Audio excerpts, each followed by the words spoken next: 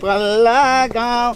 नमस्कार होस् प्रसाद जी। नमस्कार नमस्कार। अनि हातमा झोलो बोकेर कता हिँडेको नि? के हुनु नि, यो गर्मी बढिरहेछ, यसो अङ्गुर ल्याएको नि। बङ्गुर? होइन, तिमीले कहिलेदेखि बङ्गुर खान थाल्यौ? बङ्गुर होइन क्या, अङ्गुर हो अङ्गुर। कति ठुलो स्वरले बोलेको, म कान सुनिहाल्छु नि। होस बहादुर पो हो नि? ए सुनिहाल्नु भयो नि, अनि कता हिँड्यो नि? बुढीले कानमा हाल्ने कुरो ल्याउनु भनेको थिए, त्यही लिन जान लागेको। ए त्यसो भए घरमा आज शान्तिजी एक्लै?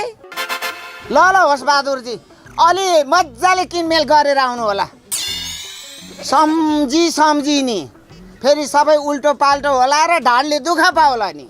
गाडी आउँदैन, दुःख त पाइहाल्छु नि। यत्रो बाटो जानु छ, बरु कुन पसलमा चाहिँ पाइने हो? सम्झी जानु, भोलिसम्म घर फर्के नि हुन्छ।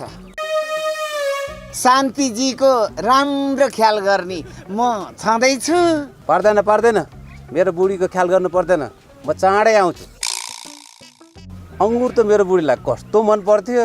हो त, साँच्चीकै त हो नि, शान्तिजीलाई ल्याइदिएको। ए हो र? खोइ हेरौँ के रहेछ। म लिएर जान्छु, खोइ। ल्याएर होस् बहादुर भनेको होस् बहादुरै रहेछ। अब त सोच्नु पर्ला जस्तो छ।